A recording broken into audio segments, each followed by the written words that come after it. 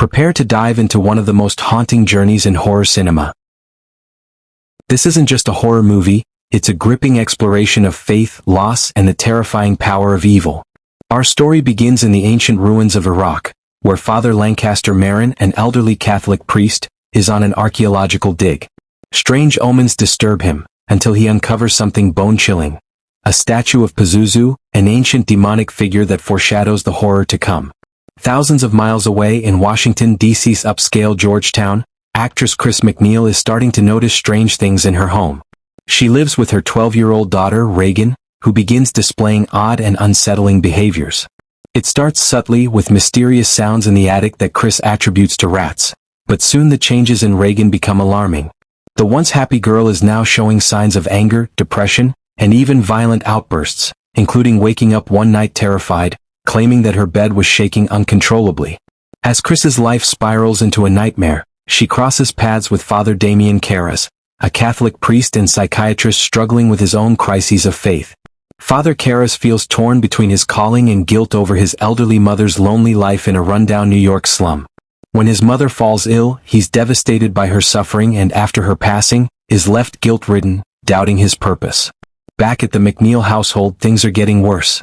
Reagan casually mentions to her mother that she's been using a Ouija board to talk with a spirit named Captain Howdy. Soon after, nearby churches are desecrated, and bizarre, ominous events begin surrounding Reagan, like her speaking in strange voices and languages.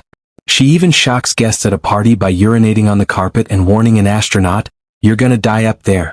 Chris is now terrified and exhausted, watching helplessly as her daughter transforms into something unrecognizable. Desperate, Chris takes Reagan to numerous doctors, who subject her to painful and invasive medical tests. But no diagnosis can explain Reagan's frightening physical changes or her supernatural strength. At one point, she even throws two doctors across the room. They recommend a psychiatrist, but when that fails, the doctors reluctantly mention the ancient rite of exorcism, a last resort in dealing with something that might be beyond medicine or science.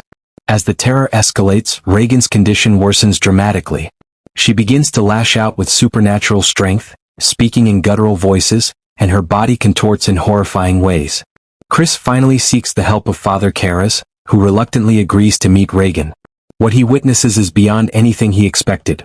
Reagan's once sweet face is now unrecognizable, her body covered in lesions, her eyes wild with a force that seems inhuman. She claims to be the devil himself, mocking Karras by speaking in multiple languages, including the voice of a subway vagrant Karras once encountered, and even taunting him with details about his late mother. Karras is skeptical, but as he studies his recordings of Reagan, he makes a chilling discovery. Her incoherent words are actually English played in reverse. Then, a horrifying scene confirms the need for an exorcism. Words begin to appear on Reagan's stomach, spelling out "help me" as if her body itself is crying out. Karras knows he can't handle this alone, so he turns to the church for help, who calls in an experienced exorcist, Father Marin, who arrives to face Pazuzu once again. With Father Karras assisting him, Marin confronts the demon possessing Reagan. In the bedroom, Reagan, now a grotesque, twisted form of her former self, begins to unleash all manner of horrors. She levitates, emits foul substances, and speaks in terrifying voices.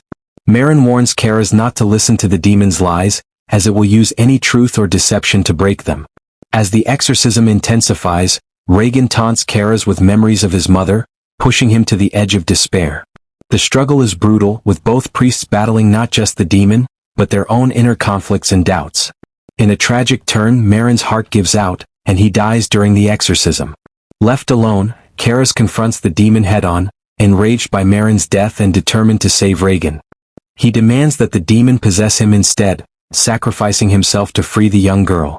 In a final act of strength, Karras throws himself out of the window, plummeting to his death down a long flight of stairs outside Reagan's bedroom, ending the possession and saving her life. In the aftermath, Chris and Reagan, now seemingly free from the demon's grip, prepare to leave Georgetown.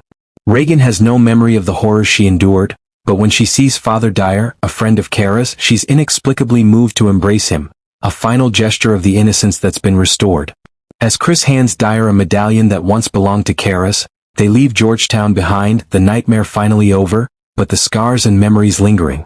Get ready to relive every chilling detail that made The Exorcist a legendary horror film that still sends shivers down spines today.